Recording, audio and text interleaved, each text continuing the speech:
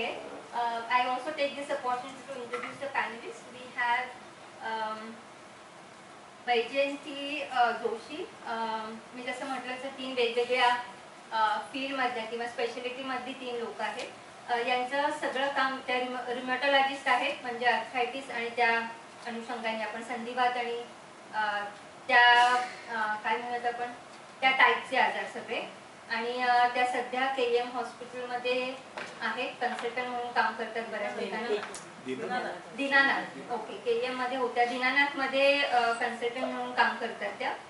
She is also visiting faculty म्हणून Bharati Vidyapeeth hospital मध्ये पण असतात त्या. आणि त्यांची मेंबरशिप आहे अमेरिकन कॉलेज ऑफ रिमॅटॉलॉजी आणि Indian rheumatology association. Take a seat. आपल्याकडे आहे Pradeep Kulkarni. I invite you to the dais. यांचं पण पॅलिएटिव्ह केअर मध्ये मोठं काम आहे. इथे बऱ्याच जणांना सिप्ला पॅलिएटिव्ह केअर सेंटर ऐकून काही जणांना माहीत असेल. जर नसेल तर त्याचं आपण जे काल हॉस्पिस नावाची गोष्ट बोललो त्या धर्तीवरती सिप्ला सेंटर इथं उभं केलं आहे आणि तिथे 5 वर्षापासून ते काम करतात. क्रिटिकल केअर मेडिसिन मध्ये पण त्यांचं काम आहे आणि स्पेशलिस्ट आहेत ते. National faculty in palliative medicine असं पण एक रोल निभावतात ते. आणि ही हॅज पार्टिसिपेटेड, म्हणजे त्यांनी ट्रेनिंग जे होतं पॅलिएटिव्ह मेडिसिन मध्ये.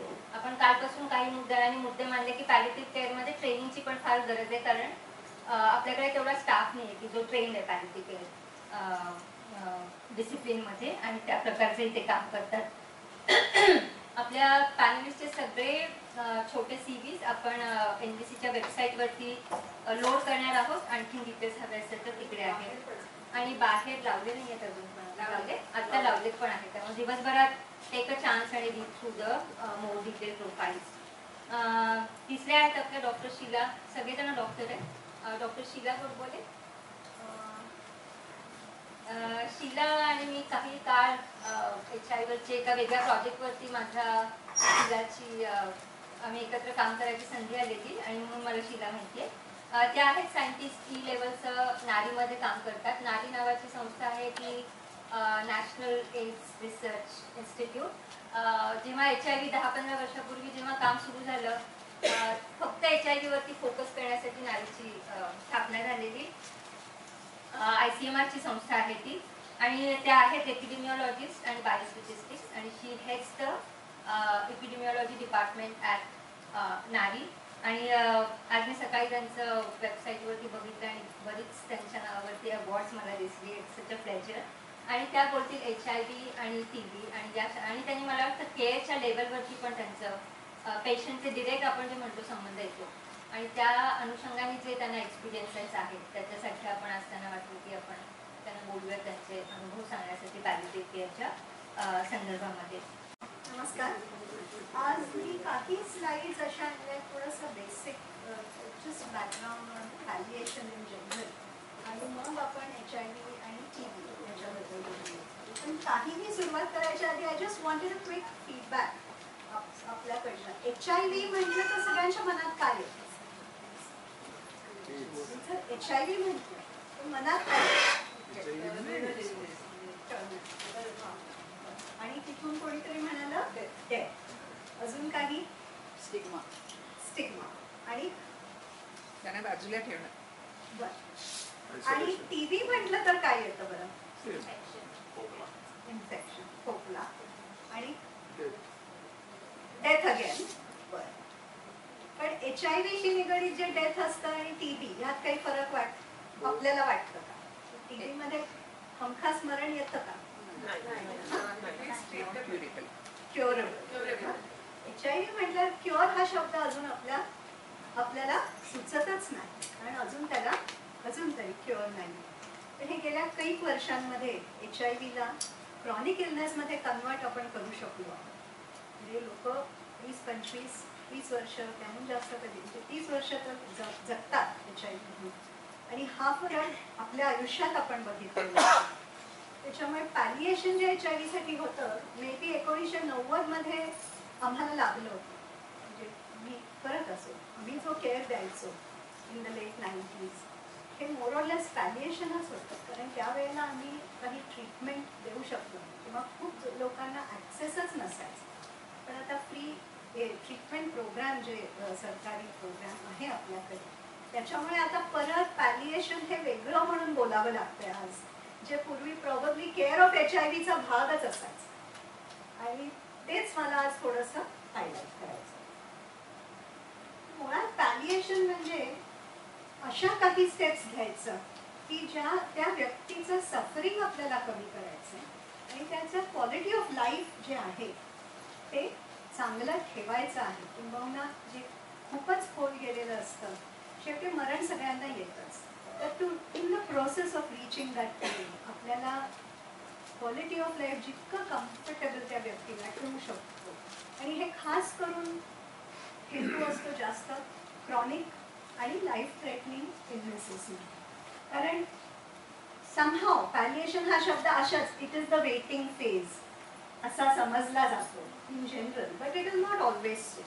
अनेक क्रॉनिक कंडिशन्समध्ये लोक काही मरणाची वाट पाहत नसतात, पण तरीही त्यांना इतर अशा काही केअरची गरज असते ज्याला आपण असं डिफाईन करू शकतो. माझी मातृभाषा मराठी नसल्यामुळे माझ्या चुका होतात ना बोलताना, I am sorry. So palliation the approach is to improve the quality of life of not only the patient पण त्याची फॅमिली देखील. तर आपण जेव्हा पॅलिएशनचं बघतो तेव्हा ती व्यक्ती आणि त्याच्या बरोबर त्याची फॅमिली ह्या दोघांचीही काळजी आपल्याला घ्यायची असते. आणि ह्यासाठी लवकर गरजा जाणून घेणं पेशंटचं आणि पेशंटच्या फॅमिलीचं हे खूप महत्त्वाचं असतं. आणि हा जो त्या केअर सपोर्ट सिस्टम जे असतं त्या व्यक्तीसाठी, डॉक्टर असतात, नर्सेस असतात, इतर केअर गिव्हर्स असतात आणि कम्युनिटी असते, ह्या सगळ्यांनी त्या वेळेला ते आजारपण ज्या व्यक्तीला झालेलं आहे आणि त्याच्या फॅमिलीसाठी आपण वेळीच जाणवून घेणं की गरज काय असेल आणि त्या गरजेचं लेवल काय असेल. म्हणजे आपण टिपिकली पॅलिएशन हे कॅन्सरमध्ये आपल्याला अवेअरनेस आहे, आणि मग तिथे सर्वात पहिली गोष्ट येते पेन. तर हे पेन अँटिसिपेट करणं, पेनचं लेवल काय असेल, त्याची ट्रीटमेंट. पण हे असंच पेन इतर आजारांमध्ये देखील होऊ शकतं आणि HIV मध्ये देखील होतं. आणि जेव्हा आपण हे फिजिकल सिम्पटम्स किंवा फिजिकल प्रॉब्लेम जेव्हा जाणून घ्यायचा प्रयत्न करत असतो, आपल्याला हेही समजून घ्यावं लागतं की त्या फिजिकल गोष्टींबरोबर सायकोसोशल गोष्टी निगडीत असतात and those have to be addressed at the same time. Palliative care जेव्हा आपण म्हणतो तेव्हा त्याच्यात स्टेक होल्डर्स खूप असतात. म्हणजे आत्ताच मी म्हटलं it is not just the patient but it is also the family, but other stakeholders देखील असतात. कारण पॅलिएटिव्ह केअर हे फक्त आता we can do no more for you as doctors किंवा ॲज मेडिकल प्रोफेशनल्स, आता तुम्ही घरी जा आणि मग बाकीचे लोक तुम्हाला सांभाळतील असं काही नसतं. त्याच्यात डॉक्टर्स इन्व्हॉल्ड असतात, नर्सेस इन्व्हॉल्ड असतात आणि इतर फॅमिली मेंबर्स इन्व्हॉल्ड असतात. काही लोकांना स्पिरिच्युअल सपोर्ट जो लागतो, स्पिरिच्युअल लीडर्स, गुरु, प्रीस्ट कोणीही असेल ते देखील त्याच्यात इन्व्हॉल्ड असतात. आणि हा एक इंटरॅक्टिव्ह प्रोसेस असा, कारण गरज मी म्हटलं जशी जाणून घेण्याची जी गरज असते ते without interaction with both the patient and the family we will never be able to understand the level and the kind of care जे आपल्याला द्यावं. याच्याबरोबर मी म्हटलं की हे पॅलिएटिव्ह केअर काय एंड ऑफ द डिसीज स्टेजमध्येच होतं असं नाही. आपण खूप आधी ह्या गोष्टी अँटिसिपेट करतो, कराव्यात आणि स्टेप्स त्याच वेळेला इन प्लेस असायला पाहिजे. आणि हे मी कसं पब्लिक हेल्थ दृष्टीने देखील बोलते, कारण द नीड फॉर पॅलिएशन हे आपल्याला आधीपासून जाणून घ्यायला पाहिजे. जे फॉर एक्झाम्पल आत्ता आपल्यासमोर सर्वात मोठा एक प्रॉब्लेम आहे तो म्हणजे highly resistant TB, highly drug resistant TB. आता जेव्हा आपण म्हणतो की हायली रेझिस्टंट TBला आता थेरपेटिक ऑप्शन्स नाहीच असं जेव्हा म्हणतो, तेव्हा पॅलिएशनबद्दल जर आपण as a public health problem विचार केला नाही तर हा TB खूप जोरात बसू शकतो. त्याच्यामुळे पॅलिएटिव्ह केअर हा पब्लिक हेल्थ मध्ये बिल्ड इन व्हायला पाहिजे. आणि कधी कधी तो छान बिल्ड इन होतो आणि कधी कधी पुरेसा होत नाही. But this is something that even on a larger scale, both on a public health scale आणि इंडिव्हिज्युअल स्केल आपल्याला प्लॅन करावं.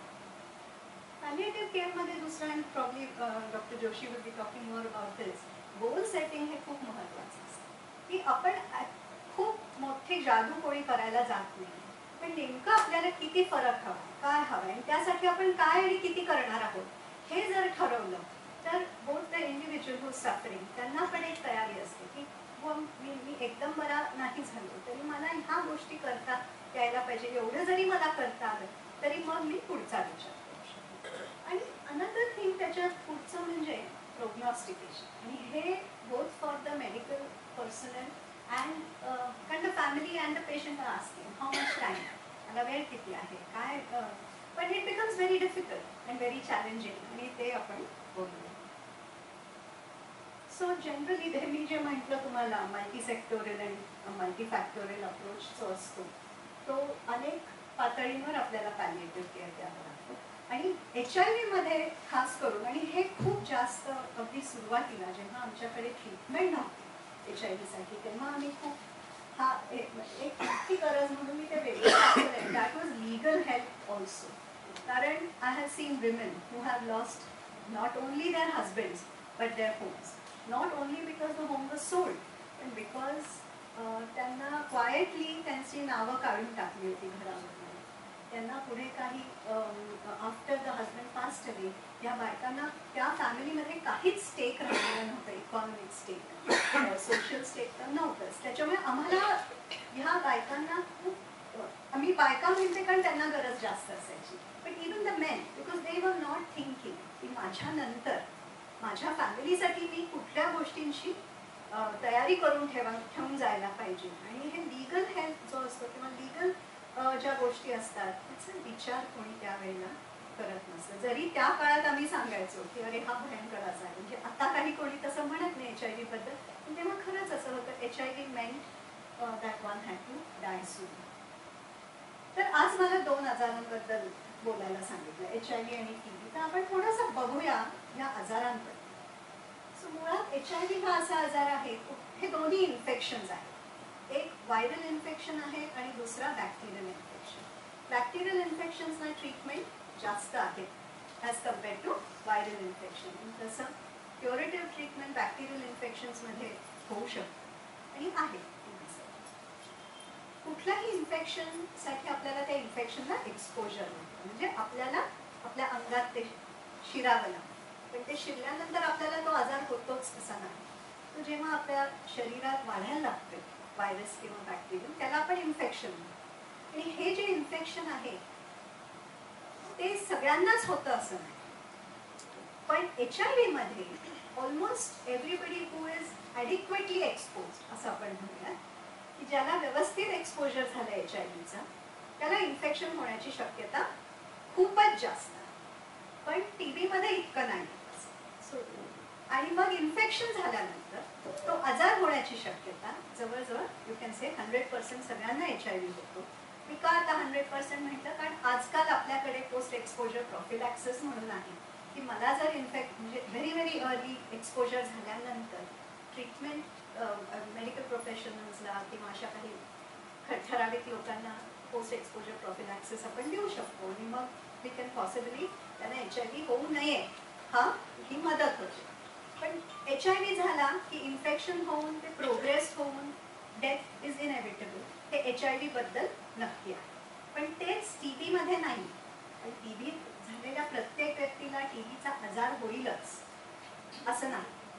ते पुढे मी एक छोटंसं असं डायग्राम दाखवेन तुम्हाला, मग आपल्याला लक्षात येईल की TBचा प्रोग्रेशन कसा आहे. So TB progresses very differently from HIV. पण HIV आणि TBचा इश्यू अजून एक असा आहे की HIV झालं की TB होतो, कारण TB होण्याची शक्यता खूप वाढते, खूप प्रमाणात वाढते HIV झाल्यानंतर. आणि मग HIV आणि TB हे दोन्ही मॅनेज करायला किंवा HIVचे अनेक प्रॉब्लेम TB आणि इतर आजार यामुळेच खरं होतात HIV झालेल्या व्यक्ती. सो आम्ही आता म्हटलं तसं HIV is a viral infection, TB bacterial आहे. Most infections progress in HIV, not all, or you can say all infections progress, but not all who get infected get the disease. TB मध्ये आता HIV हा chronic आजार आहे, पण तो बरा नाही होत अजून, आणि TB हा बरा होतो वेळीच जर आपण डायग्नोज केला. आणि रेझिस्टन्स टू HIV ड्रग्स हे इनएव्हिटेबल. अनेक औषधं आहेत, एकानंतर एक आपण देतो, पण कधीतरी रेझिस्टन्स येणार आणि कधीतरी आपण अशी सिच्युएशन फेस करणार की त्या व्यक्तीला आता औषधं राहिली नाहीये आणि मग आपल्याला त्याला फक्त सपोर्ट करा. TB मध्ये ही वेळ येऊ नये. आपल्याकडे TBचा क्युअर आहे. म्हणजे आज माझा मेसेज असा होईल, prevention of palliative treatment in TB is my message. आपल्याला TB वेळीच डायग्नोज करून वेळीच त्याचा व्यवस्थित इलाज केला तर खरं म्हणजे आपण TB मध्ये पॅलिएशन बद्दल in the context of terminal stages हे बोलूच नाही. आणि खरं म्हणजे ती वेळ आपण त्याच्यासाठीच खरं झगडायला हवं. कारण नाही तर आज आपण जे मल्टीड्रग रेझिस्टंट TB आणि व्हेरी हायली रेझिस्टंट TB बघतोय ते जर मात्र म्हणजे जसं आता TB इज कॉमन तसं XDR TB जर खूप कॉमन झालं तर मात्र it is going to be a very terrible stage. So the पहिला most important message I want to give आज की वी हॅव जस्ट प्रिव्हेंट और identify and cure TB. We don't need to go towards the stage of palliation. So TB मध्ये काय होतं, तर TB मध्ये होतं काय की इन्फेक्शन झाल्यानंतर ज्यांना ऍक्च्युली इन्फेक्शन होतं lot of them develop latent, म्हणजे ते शरीरात जाऊन TB लपून बसलेला असतो. आणि मग जेव्हा कंडिशन्स योग्य असतात म्हणजे त्या व्यक्तीची इम्युनिटी खूप खराब झालेली असे अनेक कारणासाठी आणि काही गोष्टी त्याच्यामध्ये येतात त्यावेळेला TBचा आजार साधारण ज्यांना इन्फेक्शन झालेलं असेल 10% लोकांनाच तो आजार आणि ते खूप महत्वाचं असतं. सो फॉर एक्झाम्पल HIV व्यक्तीला आपल्याला माहिती आहे TB होणं मोरॉडलेस आणि भारतात राहणाऱ्या किंवा आफ्रिकात राहणाऱ्याला TB होणं मोरॉडलेस इनएव्हिटेबल असतं. पण मग हे आपण प्रिव्हेंट करू शकतो आणि त्याच्यासाठी तिथे देखील HIV सिच्युएशनमध्ये देखील प्रिव्हेंटिव्ह थेरपी फॉर TB आहे, मिळतं आणि आता आपल्या प्रोग्राममध्ये इंट्रोड्यूस होतं किंवा व्हेरी अर्ली डायग्नोसिस आणि मग क्युरेटिव्ह ट्रीटमेंट हे खूप महत्त्वाचं असतं. पण डेथ इन ट्युबरक्युलोसिस कधी होतं जेव्हा कुठलाच ट्रीटमेंट मिळत नाही किंवा मग जेव्हा ट्रीटमेंट योग्य पद्धतीने घेतला जात आणि म्हणून रेझिस्टंट डेव्हलप होतो किंवा इन्फेक्शन रेझिस्टंट ऑर्गॅनिझमनेच होतो आणि मग मात्र आपल्याकडे औषधच नाही आहे treatment. So this was again the so essential कुठलाही आजार आपण म्हणालो तर त्याच्या ट्रीटमेंटचे 2 भाग असतात. The most important in probably the maximal attention आपण देतो ते म्हणजे curative That's AC operator. So the main part is curative. जे हिरव्या रंगात आपण दाखवलंय तो क्युरेटिव्ह भाग आहे आणि पॅलिएटिव्ह हे सिम्पटम ओरिएंटेड आणि सपोर्टिव्ह ट्रीटमेंटचा छोटा भाग असतो. Sole aim and cure.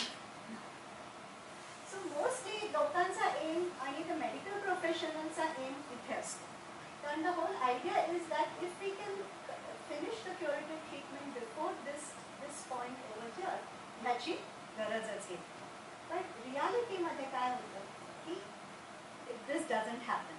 Chronic illnesses आणि आता मी TB आणि HIVचं बोलतो त्याच्यात इथे आपण बघतो की जोवर क्युरेटिव्ह पार्ट आणि थोडंसं पॅलिएशन असतं तिथे main person involved is the individual ज्याला तो आजार झालेला असतो along with the medical profession. पण जसं आपण टुवर्ड्स डेथ क्लोज लक्षात घ्यायला पाहिजे की ती व्यक्ती जरी नसेल तरीही त्यांची फॅमिली मागे राहते आणि ते त्या आजाराशी इतके क्लोजली इन्व्हॉल्ड असतात की त्यांना त्या बिरिवमेंटच्या स्टेजला देखील सपोर्ट लागतो. आणि खास करून TB सारख्या आजारांमध्ये जिथे एअरबोर्न ट्रान्समिशन असतं आणि कधी कधी त्यांच्या कॉन्टॅक्ट्सनं आपल्याला फॉलोअप करावं की त्यांना तो पुढे आजार होत नाही किंवा ह्या बिरिवमेंटमध्ये देखील मेडिकल प्रोफेशनलचं जे इंटरव्हेन्शन असतं किंवा लागतं किंवा त्यांनी वेळेवर त्यांना त्रास व्हायला लागला तर त्यांनी वेळेवर हॉस्पिटलमध्ये येणं किंवा स्वतःला तपासून घेण्याची जी गरज असते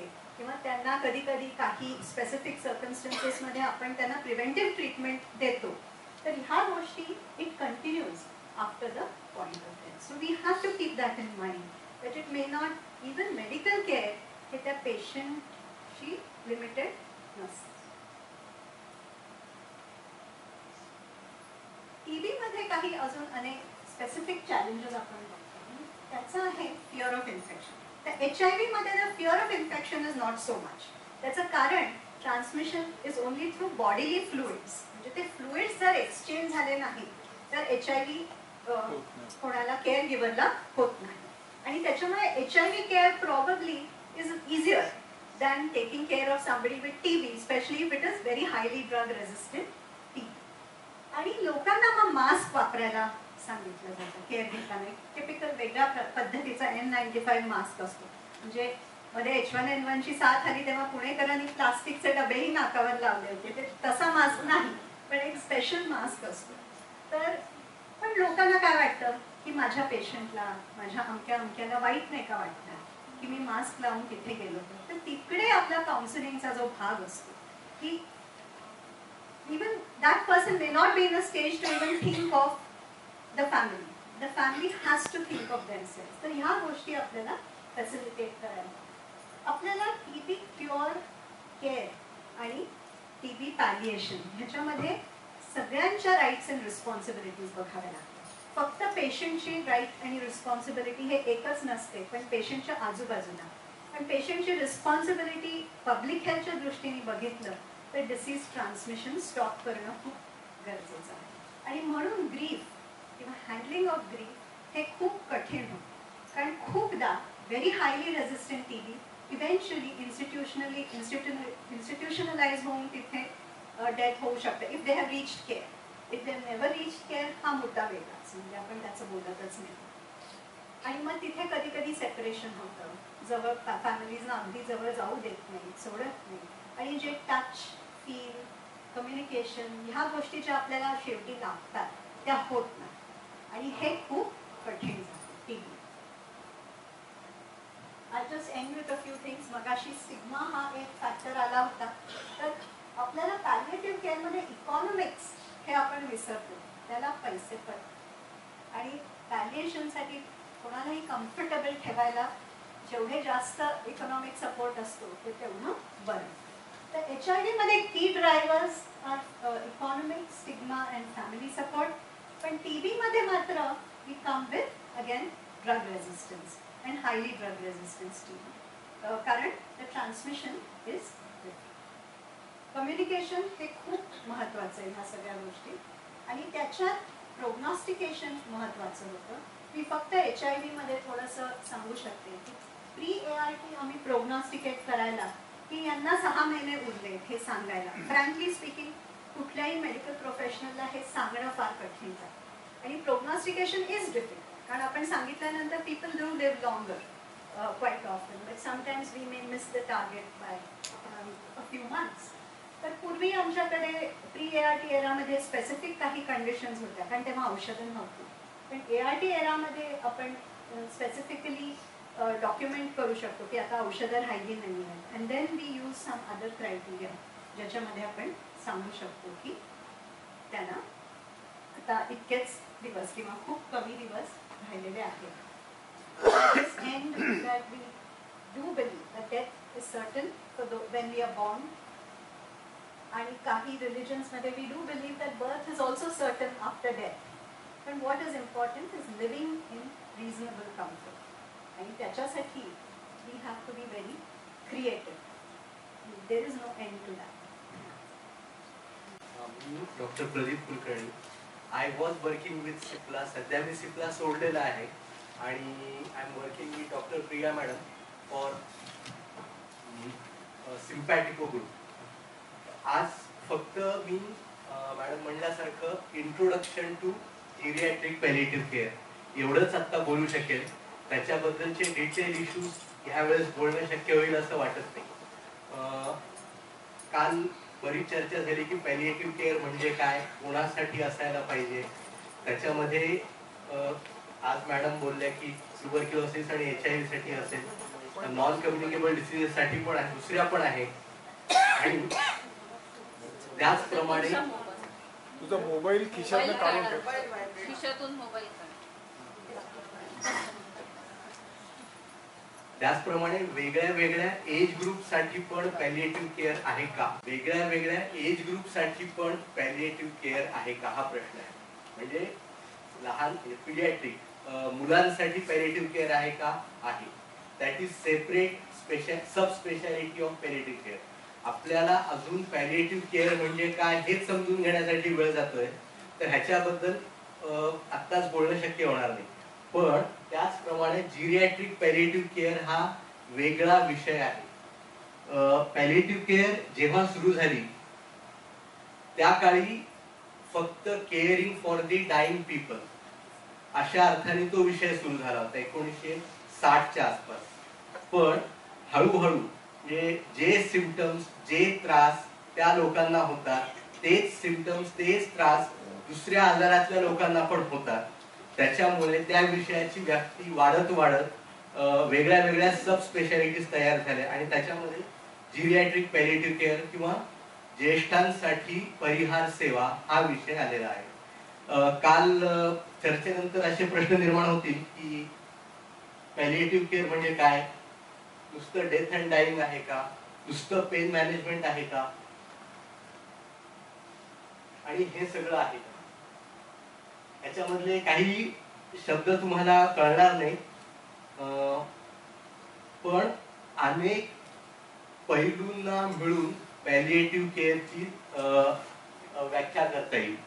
म्हणजे होम केअर म्हणजे घरी जाऊन डॉक्टरांनी पेशंटला पाहणं.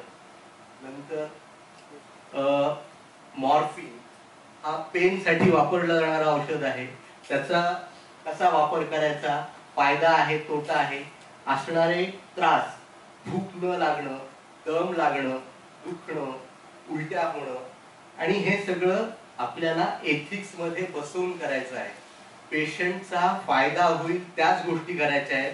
ज्या गोष्टींनी पेशंटचा फायदा होणार नाही अशा गोष्टींच्या मागे लागायचं नाहीये. That is routine medical care, we should follow that.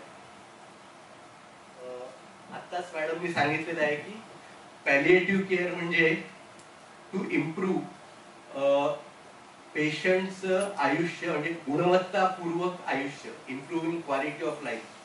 त्याच्यासाठी जे करता येईल ते करणं.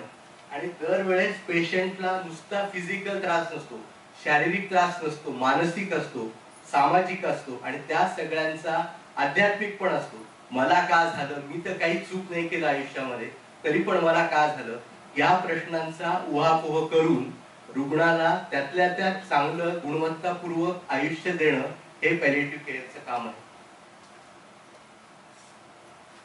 पॅलिएटिव्ह केअर बद्दल अजून असं म्हणता येईल की बऱ्याच वेळा म्हणलं जातं की सगळं क्युरेटिव्ह झाल्यानंतर पॅलिएटिव्ह कडे जाऊ. असं नाहीये. रुग्णाला आजारासोबत जगणं हे चांगलं जर यायचं असेल तर पॅलिएटिव्ह केअरची सुरुवात अगदी सुरुवातीपासून निदान झाल्या झाल्या व्हायला पाहिजे.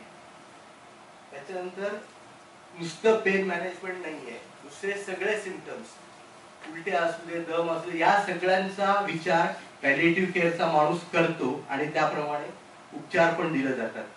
त्याच्यानंतर कम्युनिकेशन, पेशंटशी संवाद साधणं हा डे टू डे प्रॅक्टिस मध्ये डॉक्टरसाठी अतिशय वेळ खाऊ आणि अवघड विषय आहे, पण पॅलिएटिव्ह केअर फिजिशियन्स ह्या चांगल्या प्रकारे करू शकतात.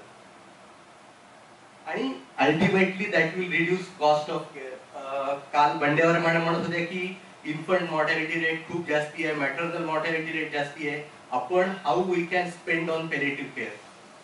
पॅलिएटिव्ह केअरचा जर तुम्ही थोडासा 1% जरी खर्च केला तर you will save at least 60% of the expenses in end of life care. End of life care तुम्ही आपण कोणी पण विचार जर केला तर एंड ऑफ लाईफ केअर मध्ये जेव्हा पेशंट एखादा आयसीयू मध्ये डेथ होते, unnecessary patient is spending on that. तर जिरियाट्रिक्स वेगळं का आहे? जिरियाट्रिक्स म्हणजे काय, जेरंटॉलॉजी म्हणजे काय, आणि जिरियाट्रिक पॅलिएटिव्ह केअर आपण 5 मिनिटात बोलूया. जिरियाट्रिक्स म्हणजे वार्धक्याशी रिलेटेड असलेले आजार, त्याचा जो अभ्यास आहे दॅट इज कॉल्ड एज, त्याला जिरियाट्रिक्स म्हणता येईल. Gerontology is how we get older, किंवा त्याला वार्धक्य शास्त्र म्हणेन मी. आपण म्हातारे कसे होतो किंवा म्हातारे झाल्यानंतर शरीरामध्ये काय चेंजेस होतात त्याला वार्धक्य शास्त्र म्हणता येईल. जिरियाट्रिक्स म्हणजे जिरियाट्रिक्समुळे काय केलं जातं, माणसाची लॉंगिटिव्हिटी वाढवण्याचा प्रयत्न केला जातो. म्हातारा समजा एखादा सिनियर माणूस पडला तर त्याचं ऑपरेशन करून त्याला पुन्हा चालायला लावणं, दॅट शुड बी जिरियाट्रिक्स. नंतर हेल्दी एजिंग आणि ऍक्टिव्ह एजिंग, निरोगी वार्धक्य आणि सक्रिय वार्धक्य. निरोगी वार्धक्य म्हणजे आपण जर योग्य काळजी घेतली तर आपल्याला वार्धक्याचे त्रास होणार नाही. एक्सरसाइज असेल, औषधं असतील, सवयी बदलणं असेल, हे सगळं केल्यास हेल्दी एजिंग येईल. ऍक्टिव्ह एजिंग म्हणजे काय, आपण आपलं आयुष्य आणि समाज या दोघांशीही चांगलं इंटरॅक्शन ठेवून स्वतःची उपयुक्तता समाजासाठी वाढवून आणि एकमेकांशी इंटरॅक्ट करून पुढे जाणं, that should be called as active ageing. आणि अल्टिमेटली जिरियाट्रिक्स इन्व्हॉल्व त्या पेशंट्सना अनेक आजार असतात आणि एकाच वेळेस अनेक औषधं चालू असतात.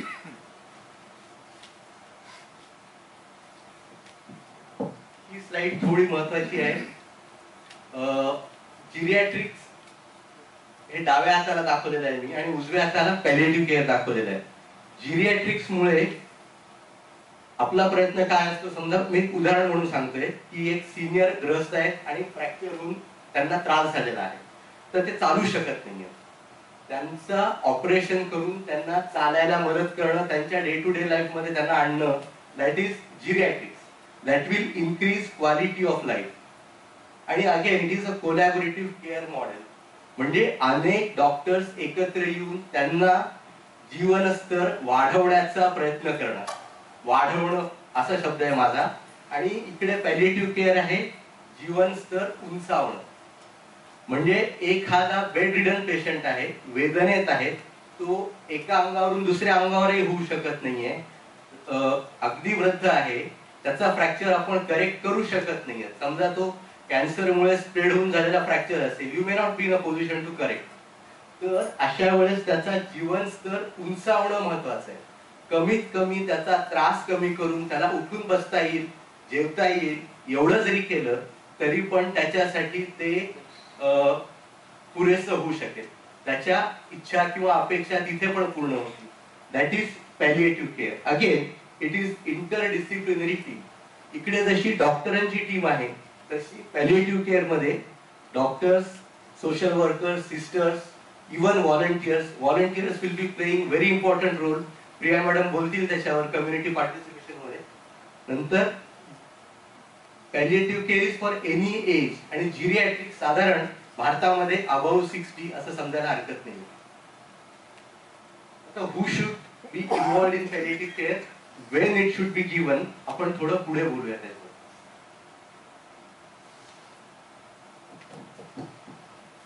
जिरियाट्रिक पॅलिएटिव्ह केअर किंवा ज्येष्ठांसाठी पॅलिएटिव्ह केअर दिल्याने काय फरक पडणार आहे, त्यांचे त्रास कमी होतील. सिम्पटम्स म्हणजे लक्षणं, त्याच्यामुळे त्यांचं क्वालिटी ऑफ लाईफ चांगलं होईल. That will maintain dignity. Patient जेव्हा आजारी पडतो तेव्हा त्यांनी एकदम असं सरेंडर व्हायची गरज नाहीये, आता माझं काय झालं आणि सगळ्यांनीच मला पाहावं. त्याची स्वतःची डिग्निटी, आत्मसन्मान मेंटेन करून त्याला आपण पुढे जाण्यासाठी मदत करू शकतो. It reduces unnecessary suffering.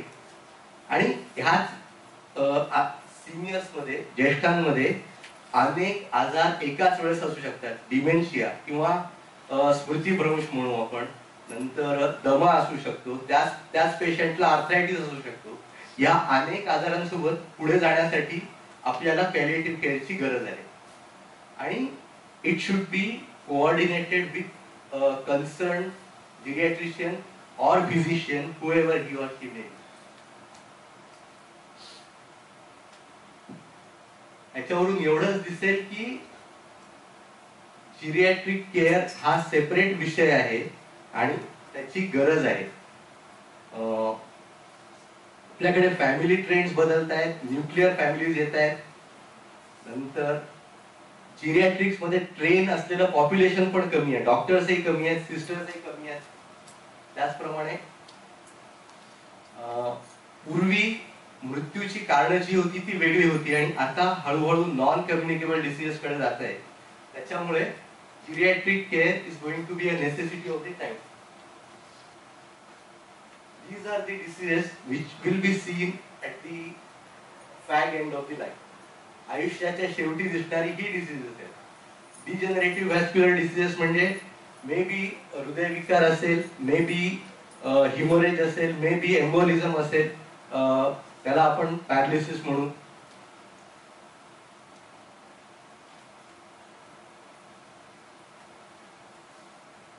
आणि वृद्धांमध्ये किंवा ज्येष्ठांमध्ये असोसिएटेड दुसरे पण आजार असतात. ते नुसता एक आजार नसतो, कोमॉर्बिडिटीज म्हणजे अस्थमाचा पेशंट किंवा डिमेन्शियाचा पेशंट, त्याची जर तुम्ही काळजी नीट घेतली नाही तर तो पडणार आहे. पडल्यानंतर त्याच्यामुळे त्याला अजून दुसरे आजार होणार आहेत. नंतर जी लक्षणं आहेत ती वेगळ्या प्रकारे येतात.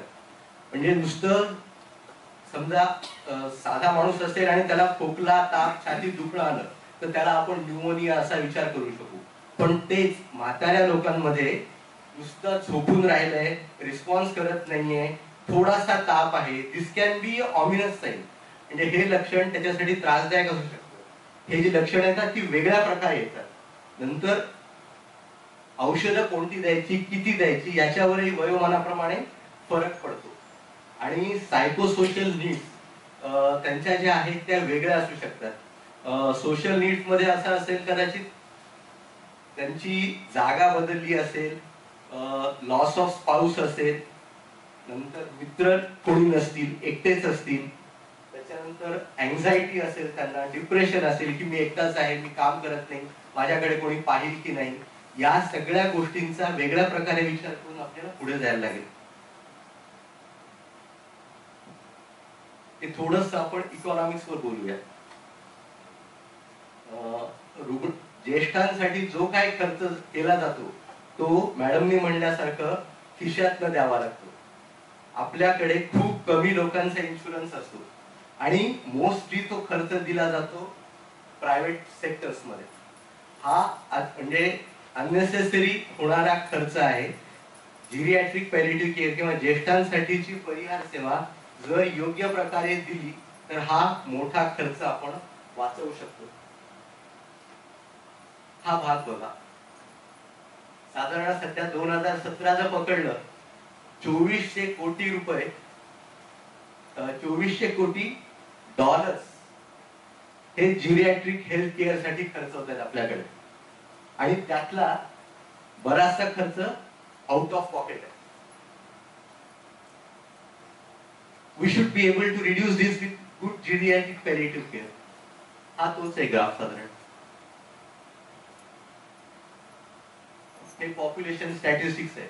साधारण 1.25 कोटी पॉप्युलेशन, 1.25 बिलियन म्हणजे 125 कोटी मध्ये 10 कोटी ज्येष्ठ नागरिक आहेत अंदाजे. आणि दॅट इज 8.6%. आणि त्याच्यातले मॅक्झिमम जे आहेत ते खेड्यामध्ये राहणारे आहेत, त्यांना गरज जास्ती आहे. आणि अजून एक म्हणजे they are not financially independent. त्यांना स्वतः कमाईसाठी काम करावं लागतं.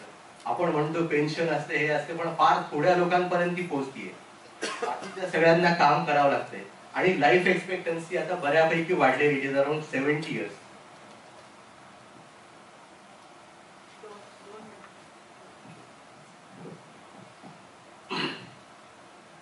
इथे असं दिसतंय की वय वर्ष 60च्या पुढच्या लोकांची संख्या बरीच वाढलेली आहे 2011 मध्ये. अगेन 8.6% ही वृद्धांची संख्या आहे आणि इकडे मुलांची संख्या 0 ते 14 ची कमी झालेली आहे. हे वृद्धांसाठीचे कार्यक्रम जे धोरणं आहेत, राष्ट्रीय धोरणं आहेत, ती सरकारद्वारे प्रोव्हाइड केली जातात. त्याचा बराचसा फायदा एनजीओजही घेऊ शकतात आणि एनजीओच्या द्वारे आपण लोकांपर्यंत पोहोचून त्यांचाही फायदा करून घेऊ शकतो. हे फायदे तुम्हाला सरकार सिनियर्सना देतच. पॅलिएटिव्ह केअर ही जी आहे ही एका ठराविक ग्रुप साठी आहे.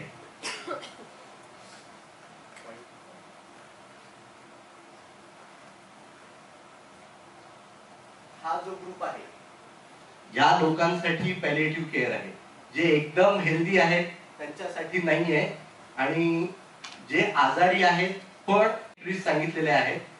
साधारण कॅन्सर मध्ये बऱ्याच वेळा पेशंट चांगला राहतो आणि एका ठराविक ठिकाणी त्याची तब्येत बिघडते आणि मृत्यू पावतो. एखादा ऑर्गन फेल्युअर, समजा रिनल किडनी फेल्युअर वगैरे जर असेल तर बऱ्याच वेळा त्याची तब्येत किंवा फुफ्फुसाचा आजार असेल, हृदयाचा आजार असेल, थोडी कमी तब्येत डाऊन होते, पुन्हा तो बरा होतो, असं करत करत खाली जाते. आणि म्हणजे सामान्यपणे म्हाताऱ्या लोकांमध्ये म्हातारपणामुळे जो मृत्यू होतो किंवा डिमेन्शिया किंवा प्रेरिटी ज्याला म्हणू आपण, त्याच्यामुळे जो मृत्यू होतो तो प्रोलॉंग्ड विंडलिंग असतो. तो बराच वेळ चालतो. कुठे कुठे देता येईल आपल्याला पॅलिएटिव्ह केअर? घरी पण देता येईल, असिस्टेड लिव्हिंग म्हणू आपण. वृद्धाश्रम म्हणायला नको वाटतं, it should be called as assisted living, कारण ही समाजाची गरज होणारच आहे. हॉस्पिसेस हा कन्सेप्टच आपल्याकडे नाही आहे. साधारण आयुष्याच्या शेवटच्या 6 महिन्यात जिथे काळजी घेतली जाते त्याला हॉस्पिस म्हणतात. हॉस्पिस म्हणजे बिल्डिंग नाही, हॉस्पिस ही एक फिलॉसॉफी आहे. It can be provided at home also. Nursing homes आणि अॅक्यूट केअर युनिट मध्ये पण पॅलिएटिव्ह केअरच्या पद्धतीने आपण सिनियर्सना ट्रीटमेंट देऊ शकतो.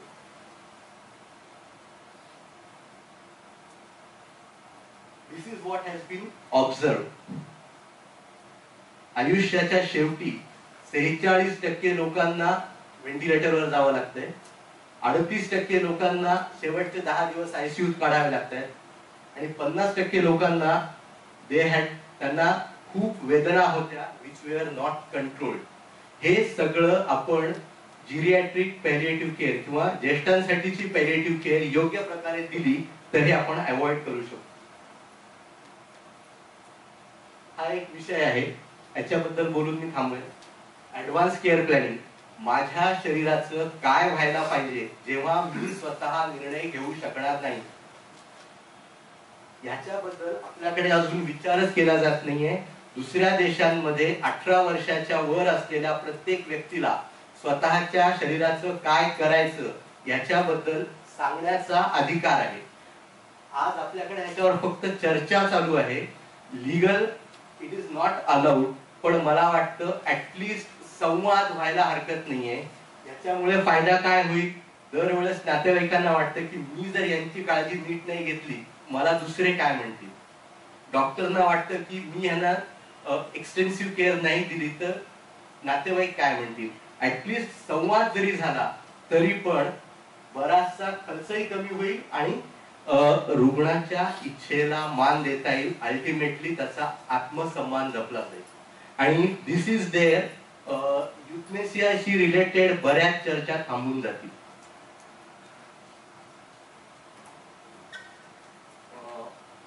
जिरियाट्रिक पॅलिएटिव्ह केअर साठी घरी जाऊन पेशंट पाहणं हा एक चांगला भाग असू शकेल, कारण दरवेळेस सिनियर्सना पोहोचणं अवघड आहे. सो जिरियाट्रिक पॅलिएटिव्ह केअर केव्हा? There is no specific time period आणि it should be integrated with other specialities.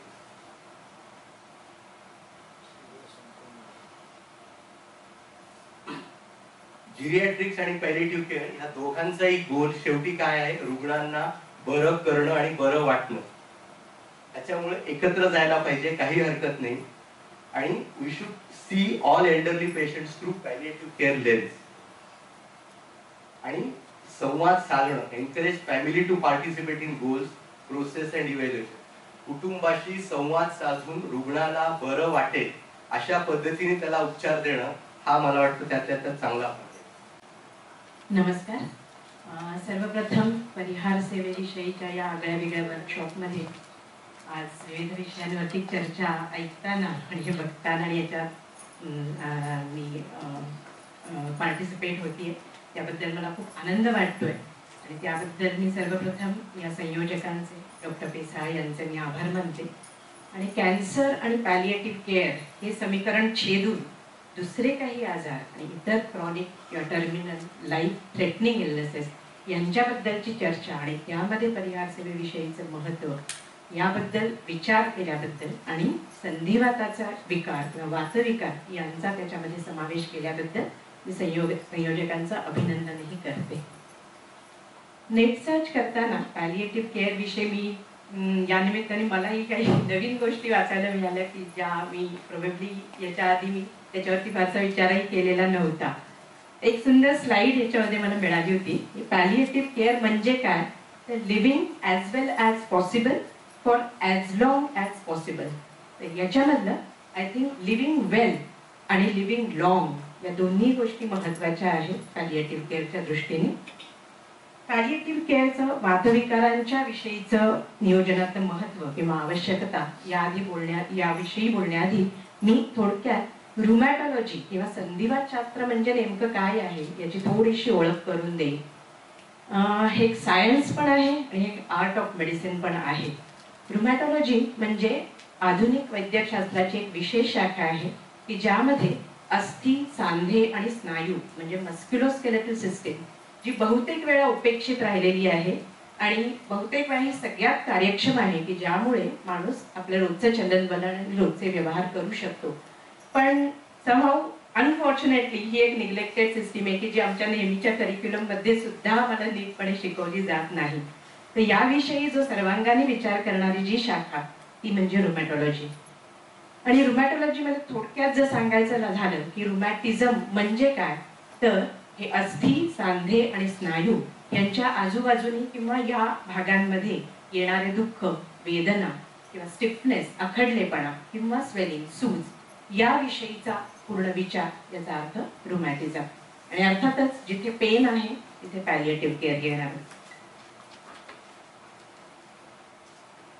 2000 ते 2010 हे बोन अँड जॉईंट डिकेड म्हणून WHO म्हणजे जागतिक आरोग्य संघटनेनं घोषित केलं होतं. आपल्यापैकी बहुतेकांना हे माहीतही नसेल, परंतु ह्या डिकेडमध्ये भरपूर घडामोडी झाल्या जगभरामध्ये आणि भारतामध्ये सुद्धा.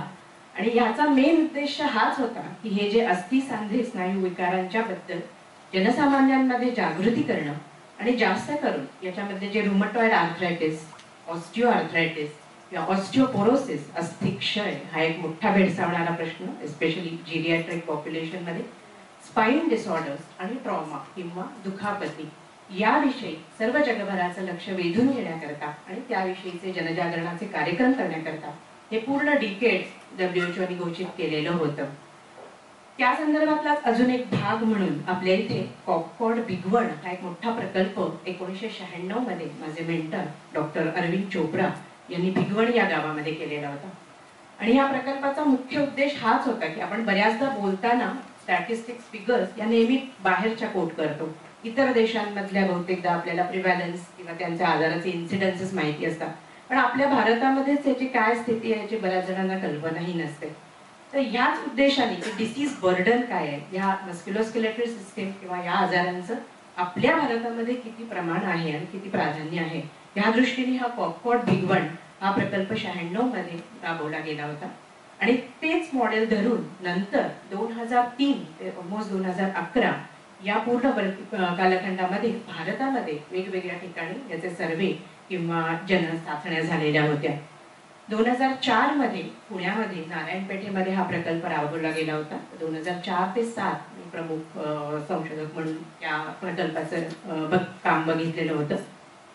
आणि या आता आपण नकाशामध्ये ज्या ज्या साईट्स बघतोय, उत्तरेपासून दक्षिणेपर्यंत, पूर्वेपासून पश्चिमेपर्यंत वेगवेगळ्या विभागांमध्ये या जनचाचण्या घेतल्या गेल्या होत्या. पॉप्युलेशन सर्वेज होते. एक मॉडेल त्याच्यामध्ये यूज केलं होतं ते भिगवण कॉपकॉड हे मॉडेल होतं.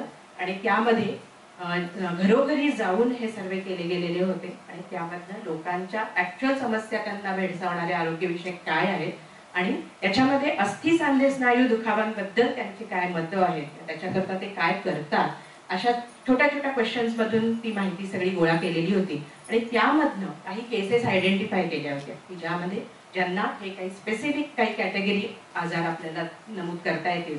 उदाहरणार्थ आमवात आहे किंवा ऑस्टिओआर्थरायटिस आहे, झिजेचा वात आहे, सॉफ्ट टिश्यू रुमॅटिझम आहे, अशा प्रकारच्या वातांचं वर्गीकरण करून त्याची साधारण सगळी माहिती संकलित केली होती. आणि याच्यामध्ये टू आवर सरप्राईज खरोखर काही आश्चर्यकारक बाबी लक्षात आल्या होत्या की जवळजवळ 1/5 जनता ही अस्थि, सांधे, स्नायू दुखीच्या आजाराने ग्रस्त आहे. आणि आपल्या आरोग्यविषयक समस्यांमध्ये प्रामुख्यानं ते ह्या गोष्टींचा उल्लेख करतात. हे टेबल थोडक्यात या सगळ्याची माहिती देणार आहे की जेव्हा त्या लोकांना एक क्वेश्चनेअर दिली होती, प्रश्नावली दिली होती आणि त्याच्यात विचारलं होतं की तुम्हाला जे त्रास होणारे आहेत आरोग्यविषयक त्याबद्दलची काय माहिती आणि ठीक करायला लावलं होतं. तर त्यामध्ये ऑलमोस्ट तुम्ही बघाल हे जे पहिले 2 भाग दाखवले आणि ही स्थिती ग्रामीण आणि शहरी दोन्ही भागातही तशीच आढळून आली. यामध्ये मस्क्युलोस्केलेटल डिसीजेस म्हणून हे जे 2 भाग दाखवले, एक स्त्रिया आणि पुरुष, पण ओव्हरऑल हे जे मस्क्युलोस्केलेटल डिसीजेसचं प्रमाण किंवा दुखावांचं प्रमाण हे ऑलमोस्ट 12 ते 15% लोकांनी याबद्दल उल्लेख केलेला होता. डिस्पाईट की बाकी आपल्याला जे जास्त परिचित आजार असतात त्याच्यामध्ये हार्ट डिसीज आहे, त्याच्यामध्ये ब्लड प्रेशर आहे, डायबिटीस आहे, की जे नॉन कम्युनिकेबल डिसीजेस आणि त्याच्यामध्ये भरपूर त्याच्या दृष्टीने लोक विचार करतात किंवा त्याच्याकरता हेल्थ केअर सिस्टीम चे सपोर्ट सीक करतात. पण अनफॉर्च्युनेटली हे दुखावांबाबत मात्र खूपच उदासीनपणे त्याच्याकडे बघितलं जातं आणि बऱ्याचदा अत्यंत ऍडव्हान्स स्टेज येईपर्यंत किंवा वाढेपर्यंत डॉक्टरकडे जाण्याची दखल सुद्धा घेतली जात नाही. हे काही इंटरेस्टिंग याच्यामधले काही फाइंडिंग्स होते की जे मला वाटलं इथे आधी तुम्हाला सांगावे की ही व्याप्ती, संधिवात विकारांची व्याप्ती भरपूर आहे, फक्त त्याच्याबद्दलचं जागरूकता आपल्यामध्ये नाही. अजूनही आपल्याला असंच वाटतं की संधिवात हा ओल्ड एज किंवा वृद्धपणीचे आजार आहेत, पण नाही. आय थिंक जास्त जनता ही यंग पॉप्युलेशन आहे, त्याच्यामध्ये लहान मुलांपासून ते अगदी तरुण वयातले स्त्री पुरुष यांच्यामध्ये संधिवाताचा प्रमाण भरपूर प्रमाणात दिसतंय. आणि हीच थोडीशी एक स्टॅटिस्टिकल फिगर्स काही WHO जे डेटा कलेक्ट केला त्यामध्ये जो प्रिव्हलन्स बघितला आणि जो वर्ल्ड वाईड कम्पेअर केला बाकीच्या ज्या डेव्हलप कंट्रीज आहेत, अमेरिकेसारख्या किंवा बाकी आफ्रिका, नॉर्वे, इंडोनेशिया यासारख्या जे देशांबरोबर जेव्हा ही कंपॅरिझन केली त्यावेळेला त्या बिग वनचा जो डेटा आहे त्यानुसार आपल्याकडचं जे पॉप्युलेशन एस्पेशली 15 ते 44 अत्यंत प्रोडक्टिव्ह एज ग्रुप ज्याला म्हणतो आपण, त्यामध्ये हे प्रमाण इतर कंट्रीजच्या मानाने बऱ्यापैकी जास्त दिसलं. त्यामुळे भारत हा देश या बाबतीमध्ये अगदी अग्रेसर म्हणायला हरकत नाही. हे त्या डेटा जे कलेक्ट झाला होता त्यानंतरचं काही अनालिसिस वेगवेगळ्या त्याचे जे संधिवाताचे प्रकार आहेत, उपप्रकार आहेत, त्यांच्याबद्दलचं थोडं वर्गीकरण होतं. त्यामध्ये जास्त करून ऑस्टिओ आर्थरायटिस हा एक डॉमिनंट प्रॉब्लेम, झिजेचा वाद ज्याला म्हणतो, गुडघे दुखी, कंबर दुखी, मणके दुखी हा प्रकार. नंतर इन्फ्लमेटरी आर्थरायटिस समहाऊ हे बऱ्यापैकी 10% पेक्षाही कमी जनता, पण अत्यंत आपण म्हणू क्रॉनिक आणि प्रोग्रेसिव्ह असे आजार की जे तरुण जनतेला जास्त करून ग्रासतात आणि त्यांची प्रोडक्टिव्हिटी कमी करतात. ह्या थोड्याशा स्लाइड्स मी अशा करता घेतल्या की संधिवात कुठल्या कुठल्या प्रकाराने दिसतो आणि त्याची व्याप्ती कशी आहे थोडक्यात थोडासा अंदाज यावा. नुसती चित्रच दाखवते. संधिवात कुठल्याही वयामध्ये येऊ शकतो, अगदी लहान मुलांना. निओनेटल ल्युपस नावाचा एक प्रकार असतो, त्या संदर्भात दाखवलेली चित्र. अगदी लहान मुलं, जन्मलेलं बाळ, त्याला सुद्धा हा प्रकार असू शकतो. त्यानंतर 16 वर्षापेक्षा कमी असले छोट्या बाळाला असलेल्या निओनेटल ल्युपस हा जो प्रकार असतो ऍक्च्युली त्याच्या आईला हा आजार असतो एसएलई, आणि त्याच्यानंतर नाळीतनं ह्या अँटीबॉडीज बाळामध्ये येतात आणि त्याच्यामुळे बाळाला रॅश येतात चेहऱ्यावरती आणि जन्मतःच त्याला रॅशेस आलेले असतात. काही वेळेला हार्ट ब्लॉक हा प्रकार होतो त्याच्याबरोबर. नंतर जुवेनाईल एज ग्रुप म्हणजे 16 वर्षाच्या पेक्षा कमी असणाऱ्या बालकांमध्ये येणारे वेगवेगळे संधिवाताचे प्रकार. त्यानंतर यंग पॉप्युलेशन जे टिपिकल आपण अडल्ट पॉप्युलेशन बघतो, 18 वर्ष ते 40-45 वर्ष, आणि एज एल्डरली ऑनसेट की जे साधारण 50-60 नंतर येणाऱ्या. ल्युपस हा प्रकार सर्व वयोमर्यादेमध्ये आपल्याला दिसून येतो. ज्याने त्यांनी इथपर्यंत स्टेज जाऊ शकते लहान मुलांची की या वयात पेशंटला पूर्णपणे डिफॉर्मिटीज, विकृती येणं, आणि त्यानंतर तुम्ही इमॅजिन करू शकता ही मुलगी शाळेत कशी जात असेल, मुलगी घरी कशी वावरत असेल. आणि हे अगदी क्लासिकल एक्झाम्पल रुमॅटॉइड आर्थरायटिसचं की जे आपल्याकडे बहुतेक करून स्त्री वर्ग हा प्रामुख्याने सफरर असतो यामध्ये. आणि तुम्ही इमॅजिन करू शकता 30व्या-40व्या वर्षी जेव्हा त्या स्त्रीला 1-2 मुलं आहेत, घरातलं सगळं बघायचं आहे, घरातली कामं तिच्यावरती भरपूर जबाबदाऱ्या आहेत, या जबाबदाऱ्या पार पडताना ह्या ज्या डिफॉर्मिटीज घेऊन ती घरातली कशी कामं करत असेल. त्यामुळे हा एक अत्यंत महत्वाचा आजार आहे की आणि स्त्री वर्गाला जास्त करून ग्रासणारा आहे. त्याच्याकडे सगळ्यांचं लक्ष वेधून घेणं हे खूप महत्वाचं आहे असं मला वाटतं. तसंच तरुण पुरुषांमध्ये जास्त करून दिसणारा अँकायलोजिंग स्पॉन्डिलायटिस किंवा सिरोनिगेटिव्ह स्पॉन्डिलोआर्थ्रोपॅथी नावाचे काही संधिवाताचे प्रकार असतात की ज्यामध्ये प्रामुख्याने मणक्याचे सांधे, नुसतीच पाठदुखी कंबरदुखी ही बाईक चालवणं किंवा वाहनावरनं खूप प्रवास करतोय म्हणून होत नसून त्याच्यामध्ये ऍक्च्युली सुजेचा प्रकार असतो आणि त्यानंतर ते पूर्णपणे आखडलं जातं. त्यामुळे साध्या साध्या मुवमेंट बघणं सुद्धा या माणसांना शक्य होत नाही आणि त्याबरोबरच्या येणाऱ्या पुढच्या लिमिटेशन्स आणि वृद्धपणी येणारे काही आजार ज्याला ऑस्टिओआर्थरायटिस असं म्हणतात. गुडघे बोलायला लागतात 50 नंतर, कंबर दुखायला लागते, पाठ दुखायला लागते आणि त्याच्यानंतर पोश्चर बदलतं, बाक येतो. ऑस्टिओपोरोसिस एक महत्वाचा मुद्दा की अस्थिक्षय झपाट्याने होत असतो आणि याचा परिणाम म्हणून थोड्याशा इंजुरीने सुद्धा, थोड्याशा ट्रॉमाने फ्रॅक्चर्स होणं आणि पुढे ऍडमिट होऊन पुढची प्रोसेस चालू होणं. या सगळ्या वातविकारांचे काही प्रमुख आस्पेक्ट किंवा त्यातले काही क्रॉनिक समान धागे जर आपण काही बघणार असू तर हे काही आहेत. हे सगळे पेनफुल आजार आहेत, फुल ऑफ पेन. त्यांच्यामध्ये वेदना, दुःख भरपूर प्रमाणात, कुठलाही यातला संधिवाताचा प्रकार घ्या यामध्ये वेदना या आहेत. आणि सगळ्यात जो डिफिकल्ट पार्ट असेल ट्रीटमेंट मधला तो म्हणजे पेन. नंतर क्रॉनिसिटी, हे आजार सगळे क्रॉनिक स्वरूपाचे, दीर्घकालीन आहेत आणि प्रोग्रेसिव्ह आहेत. त्यातले काही आहेत ते वाढत जाणारे आजार आहेत. नॉन क्युरेबल, अनफॉर्च्युनेटली हे सत्य आहे. यातले 90% पेक्षा जास्त आजार यांना क्युअर हा शब्द नाही. यांच्यामध्ये कंट्रोल आम्ही जरूर करू शकतो चांगल्या औषधोपचाराने किंवा क्वालिटी ऑफ लाईफ चांगल्या प्रकारे देऊ शकतो, पण क्युअर म्हणजे ज्याच्यामध्ये आजारही पूर्ण बरा झाला आणि औषधही थांबली अशी स्थिती फारच क्वचित आपल्याला बघायला मिळते. हे सारे आजार लॉस ऑफ फंक्शन आणि प्रोडक्टिव्हिटी यामुळे खूप महत्वाचे, कारण तरुण वयात येणारे जे हे आजार आहेत त्यामुळे त्यांचं पूर्णपणे त्यांची कार्यक्षमताच याच्यामध्ये हिरावून घेतली जाते. आणि सगळ्यात महत्वाचं, फक्त एकच रुग्ण या पातळीवर हे आजार न राहता त्या रुग्णाचं सारं कुटुंब यामध्ये सफर होतं. त्याबरोबर आर्थिक बोजा, त्यांचे सामाजिक नात्यातले संबंध यांच्यावरती येणारा ताण आणि सायकोलॉजिकल इम्पॅक्ट. ऑब्व्हियसली या सर्वातनं नैराश्य, उदासीनता भरपूर प्रमाणामध्ये दिसत. त्यामुळे या वातविकारांचे खूप दूरगामी परिणाम आहेत. थोडक्यात पॅलिएटिव्ह केअर करता हे खूप आयडियल एक्झाम्पल म्हणेन मी की याच्या पलीकडे अजून काही क्रॉनिक आणि अजून काही दुर्धर असू शकत नाही.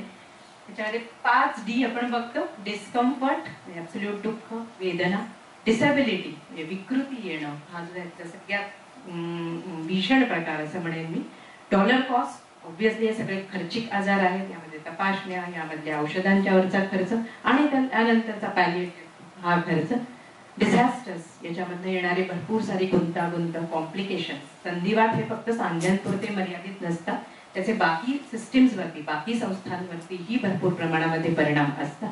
आणि अल्टिमेटली डेथ, की जी बऱ्याचदा प्रीमॅच्युअर असू शकते, म्हणजे वयाच्या 40-50 मध्ये सुद्धा काही पेशंट सकम झालेले बघतो. वैद्यकशास्त्राचे डॉक्टर म्हटल्यावर हा पाठ अनिवार्य आहे आमच्याकरता. गोळ्यांशिवाय, गोळी दिल्याशिवाय पेशंट बरं वाटणार नाही आणि याच्याशिवाय आम्ही आमचं नॉलेज सिद्ध करू शकत नाही.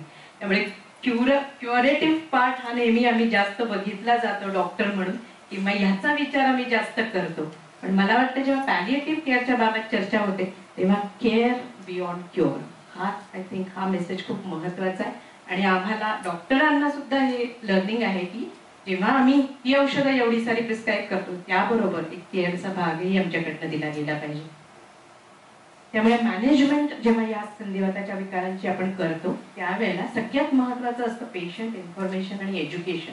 कारण हे आजार दीर्घकालीन असल्यामुळे याबरोबर कसं जगायचं आणि तुमची सगळी कामं रोजच्या रुटीनमध्ये कशी चालू ठेवायची हे त्या पेशंटला व्यवस्थितपणे माहिती करून देणं किंवा त्या आजाराची शास्त्रीय योग्य ती माहिती त्याला असणं हे खूप जरुरीचं आहे. रिअश्युरन्स की ठीक आहे काही गोष्टी याच्यामध्ये आपण नाही करू शकणार, पण काही गोष्टी तर नक्कीच हातात आहे, हा पॉझिटिव्ह अप्रोच देणं खूप महत्वाचं असतं. कम्युनिकेशन हे आजकाल खूप लॅकिंग आहे. वेळ हा फॅक्टर सर्वच डॉक्टरांच्या बाबतीमध्ये आहे. त्यातून स्पेशालिस्ट डॉक्टरांकडे तुम्ही जाता त्यावेळेला ही चणचण नक्कीच जाणवते. हार्डली 2 ते 5 मिनिटं डॉक्टरांना वेळ नाही बोलायला, पण मला वाटतं कम्युनिकेशन हा फार फार महत्त्वाचा मुद्दा आहे. काउन्सिलिंग आणि कम्युनिकेशन डॉक्टरकडनं गेलंच पाहिजे, स्पेशली इलनेस ट्रीटमेंट आणि त्यानुसार पेशंटला काही डिसिजन घेण्यामध्ये मदत करणं. हा भाग मला वाटतं डॉक्टरांचाच महत्त्वाचा आहे. आणि याबरोबर सपोर्ट सिस्टीम ही एक खूप महत्त्वाची. त्याच्यामध्ये डॉक्टर एक भाग येतो आणि बाकी मात्र मग कुटुंबीय आणि त्याचे नातेवाईक, त्याच्याबरोबर त्याचे फ्रेंड सर्कल, हे सगळे या सपोर्ट सिस्टीम मध्ये जास्त मोठी भूमिका निभावतात असं वाटतं. येस. तर त्याच्या पॅलिएटिव्ह केअरचा नक्की ह्या वातविकारांमध्ये स्कोप तुमच्या लक्षात आलाच आहे आतापर्यंत, पण डेफिनेटली काही गोष्टी थोड्या वेगळ्या आहेत ज्या कॅन्सर आणि इतर टर्मिनल इलनेसेसच्या बद्दल आपण बोलतो त्यामध्ये हे ऍप्लिकेबल नक्कीच early in the course of illness. That is very important. संधिवाताच्या बाबतीत जेवढा लवकर पेशंट पकडला जातो, जेवढ्या लवकर त्याचं निदान होतं, तेवढे लवकर उपचार आणि त्या दृष्टीने पुढच्या विकृती टाळणं आपल्या हातात असतं. त्यामुळे early in course of illness याचा विचार नक्की व्हायला पाहिजे. रिलीफ फ्रॉम पेन हे तर सगळ्यात महत्वाचं. वातविकारांच्या पेशंटमध्ये पेन कमी होणं हा सगळ्यात महत्वाचा भाग असतो. ते कमी नाही झालं तर पेशंट पुढचं कुठल्याही सूचना ऐकत नाही. त्यामुळे पेन रिलीफ सगळ्यात महत्वाचा पार्ट आहे. टीम अप्रोच, या सगळ्याला एक टीम पाहिजे, टीम वर्क पाहिजे. हे एकट्या दुकट्याचं काम नव्हे. आणि सपोर्ट सिस्टीम पेशंट आणि त्याचे नातेवाईक आणि फॅमिली या दोघांकरताही आवश्यक असतं. भरपूर सोशल इश्यूज आहेत. आर्थरायटिसच्या संदर्भात आपल्याला माहिती नसेल, पण जेव्हा तरुण मुली माझ्याकडे येतात आणि स्पेशली ल्युपस सारखा आजार, मगाशी मी जे याच्यात दाखवलं त्याप्रमाणे, ते आजार असलेल्यांच्या बाबतीत लग्नाचे फार मोठे प्रश्न उभे राहतात. आणि लग्न, मग त्याच्यानंतर लग्नानंतर पुढचे गरोदरपणा, बाळंतपणा, त्या सगळ्या सिस्टीम्स मधनं, नेहमीच्या सिस्टीम मधनं जाताना त्या फॅमिलीला काय अडचणी येतात आणि त्या मुली कुठल्या ह्याच्यातनं जातात हे आम्ही नेहमी डे टू डे प्रॅक्टिस मध्ये बघतो आहोत. त्यामुळे पूर्ण फॅमिलीचं काउन्सिलिंग या दृष्टीने व्यवस्थित होणं खूप गरजेचं असतं. आणि या सगळ्याबरोबर सायकोलॉजिकल आणि स्पिरिच्युअल आस्पेक्टने सुद्धा ही हेल्थ मेंटेन करणं महत्वाचं असतं. ओव्हरऑल पॅलिएटिव्ह केअरचा मेन रोल जर याच्यामध्ये काय असेल तर क्वालिटी ऑफ लाईफ, जीवनमान, जीवनाचा दर्जा जो आहे तो उंचावणं, तो मेंटेन करणं आणि त्याबरोबर positively influence the course of illness, हे सगळ्यात महत्वाचं. त्याच्यामध्ये त्याच्याबरोबर त्याचे नातेवाईक, त्याचे फ्रेंड्स, हे सुद्धा खूप या सगळ्या प्रवासामध्ये महत्वाचे आहेत. फॅमिली डॉक्टर, मग त्याच्यानंतर फिजिशियन किंवा स्पेशलिस्ट, आम्ही नंतरच्या टायरमध्ये येतो बऱ्याचदा, पण त्याच्याबरोबर अजून एक टायर याच्यामध्ये इन्क्लूड व्हायला पाहिजे, तो म्हणजे न्यूट्रिशनिस्ट किंवा फिजिओथेरपिस्ट किंवा पॅलिएटिव्ह केअर प्रोफेशनल्स. हे लोक पण त्याच्यामध्ये महत्वाची भूमिका प्ले करू शकतात. पण सध्याची स्थिती बघू तर खूप खेदजनक आहे. Musculoskeletal diseases in India, absolute lack of awareness. कुठल्याही प्रकारे याच्याबद्दलचं जनजागरण नाही. पर्निशियस बिलीफ्स, खूप मिथ्या अंधविश्वास. अजूनही संधिवाताच्या ट्रीटमेंट करता लोक वैद्यूंकडे जातात. अजूनही त्या संधिवटी वगैरे पुड्या खातात.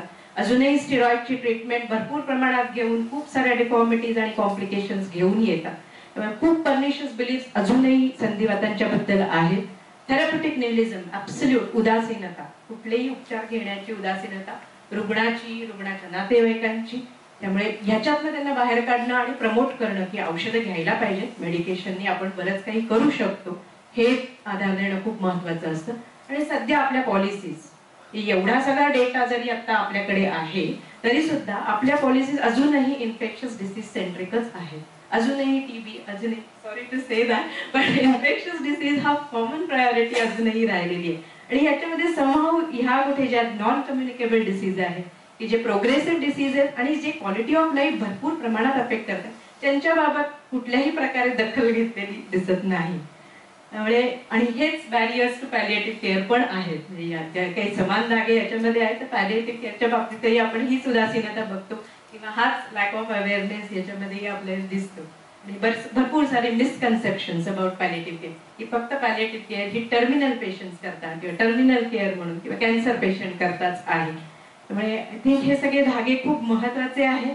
आणि जरी ही खेदजनक स्थिती असेल तरी I would like to end on a very positive note. हे जरी क्युरेबल नाहीये, but definitely all this diseases are surely controllable आणि आपण सगळ्यांनी मिळून याच्याकरता प्रयत्न करणं नक्कीच झालेलं आहे. ज्यात आम्ही आता गिअर्स फॉर चिअर्स म्हणून असा एक ग्रुप स्थापन केलेला आहे. That is golden energiser arthritic rheumatism support group, to make it a cheerful thing for this patients. परंतु आता जसं त्यांनी सांगितले की एक पंचमांश लोकांचा आर्थरायटिसचा प्रॉब्लेम आहे वगैरे वगैरे, मग यांच्या फिगर्स आहेत काही 7,000च्या. चोप्रांकडे बोलणं झालं, त्यांनी सांगितलं 12,000. मग आम्ही बक्षींकडे बोललो 17,000. परंतु आमचा सपोर्ट ग्रुप असताना 3 जण येतात अटेंड करायला. सो आय डोंट से की त्यापर्यंत पोहोचायला हा पॅलेटिव्ह केअरचा एक पहिला अंग आहे. दुसरा अंग मला असं म्हणायचं आहे की when we are doing this noble work, हे असं काहीही होऊ नये म्हणून काय करायचं should be also a part and parcel of this good work. That's what my suggestion is. नमस्कार, मी विद्या बाळ. मला 2 छोटे प्रश्न आहेत. एक प्रश्न असा आहे की हे सगळे आर्थरायटिसचे प्रकार हे अनुवंशिक आहेत का, हा एक. आणि त्याला जोडून दुसरा प्रश्न की चाचणी याचं निदान लवकर व्हावं, तेवढं त्याचा उपचार आणि लवकर होईल. तर या चाचण्या साधारण केव्हा करायला हव्यात? म्हणजे अनेक लसी वगैरे जसे टोचून घेतो त्या स्टेजला हे कळू शकतात. मला फक्त फोकस असा आणायचा आहे की ethical issues in palliative care म्हटलं तर हा प्रश्न मेनली डॉक्टर वैजयंती जोशी लागू आणि डॉक्टर शीला गोडबोलेला आहे की तुम्ही जेव्हा तुमच्या पेशंट्सना बघता आणि काउन्सिल करता तेव्हा एक भाग असतो त्याच्या मॅनेजमेंटचा आणि दुसरा भाग असतो की ते जर आजारी पडले, त्यांना ॲक्यूट केअरची गरज पडली किंवा त्याच्यातनं ICU किंवा अशा गोष्टी लागल्या, किंवा त्यांना त्यांच्या मनाची तयारी फॉर दी इनेव्हिटेबल, हे असं तुम्ही करता का? कारण आम्हाला खूप वेळा वाटतं की जेव्हा आमच्याकडे ICU मध्ये पेशंट येतात तेव्हा आमच्यासाठी नवीन असतात आणि आम्ही ओळखत नसतो पेशंटना आणि ते येतात आशेने की आपण आता बरे होणार आहोत आणि मग ते जे फक्त रिव्हर्सिबिलिटीचा एलिमेंट असतो तो कसा टार्गेट करायचा आणि जर बरं नसलं तर डॉक्टर प्रदीप कुलकर्णी आहेत, मग त्यांच्याकडे पॅलिएटिव्ह केअरला पाठवायचं. तर हा जो एक टीमवर्कचा भाग आहे ना, तो मला सध्या तरी दिसत नाही बिटवीन OPD और outpatient practitioners, acute care practitioners and palliative care practitioners. तर ह्याच्यासाठी क्लिनिशियन्स म्हणून तुम्ही काय सुचवाल आणि काय कराल स्वतःसाठी? आणि हे वाताचे जे आजार आहेत ते पूर्णपणे बरे होऊ शकतात की नाही? मला असं वाटतं की डॉक्टर शिवकुमार जे दुपारच्या सेशनमध्ये बोलणार आहेत एक इम्पॉर्टंट पॉईंट की याच्यामध्ये आपण प्रत्येक परिस्थितीमध्ये आपल्याला जे एथिकल डिलेमाज येतात आणि त्याच्याबद्दल तुम्ही कसं नॅव्हिगेट करता हा एक महत्त्वाचा मुद्दा आहे. आणि मला वाटतं आमच्या सगळ्या वर्कशॉपमध्ये एक गोष्ट आम्ही कव्हर नाही करू शकलोय की आयुर्वेद आणि ऑल्टरनेटिव्ह मेडिसिनचा या सगळ्या टीमवर्कमध्ये मॉडर्न मेडिसिन कशा दृष्टीने बघते. आणि मला असं वाटतं आमच्यामध्ये काही जण I am a severe arthritic, माझ्याकडे बघून वाटत नाही because I am on ayurvedic treatment आणि I am completely mobile, completely functional. पण मला वाटतं एक मोठा गॅप आहे तिथे आपल्या सगळ्यांच्या समजुतीमध्ये किंवा प्रॅक्टिकली, म्हणजे आपल्याला सगळ्यांना एक्नॉलेज करतो की त्याचा रोल आहे, पण आता आपल्या सिस्टीममध्ये अशा स्पेसेस नाही आहेत की इथे आपण ऑल्टरनेटिव्ह मेडिसिन इंटिग्रल पार्ट म्हणून ऑफर करू शकू मॉडर्न मेडिसिनमध्ये.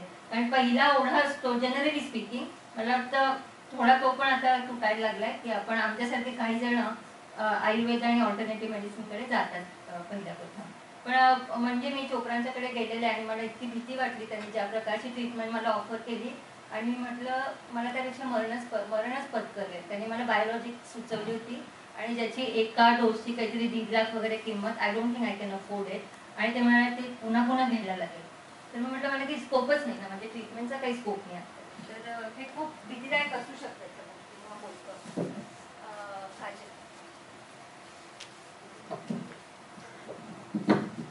कारण की आम्ही सगळे कम्युनिटी पातळीवर काम करतो, तर एक मुख्य प्रश्न असा आहे की पॅलेटिव्ह केअरला आपण कम्युनिटी पातळीवर कसं घेऊन जाऊ शकतो. म्हणजे तिन्ही क्षेत्रात आणि तिथे कम्युनिटी पातळीवर काम करणारे कार्यकर्ते आमच्यासारखे आणि त्याचबरोबर फॅमिलीची, कम्युनिटीची कशा पद्धतीची भूमिका असू शकते आणि काही आपल्या नजरेतून काही असे मॉडेल आहेत का, दिसते का आपल्याला जिथे आपण हे म्हणजे एक, कारण की या वर्कशॉपमध्ये आण्याच्या मुख्य गोष्टी असे पण आहेत की काय नेमकं आपण करू शकतो कम्युनिटी पातळीवर, ते आमच्यासाठी खूप महत्त्वाची गोष्ट आहे. पहिल्यांदा बाळ यांच्या प्रश्नांची उत्तर अत्यंत मूलभूत प्रश्न होते की आणि जे कॉमन मिसकन्सेप्शन्स म्हणतो, गैरसमजुती संधिवाताबद्दल अजूनही असणार आहे. त्यापैकी एक की संधिवात हे अनुवंशिक असतात हे विधान पूर्णपणे बरोबर नाही. हे विधान काही अंशी जेनेटिक प्रीडिस्पोजिशन हा जो फॅक्टर म्हणतो तो नक्की आहे याच्यामध्ये, त्याच्याबद्दल वाद नाही. पण पूर्णपणे अनुवंशिक नसतात. म्हणजे आईला जर संधिवात असेल, आंबात असेल, तर मुलीला पण 100% होणार हे बिलकुलच सत्य नाही.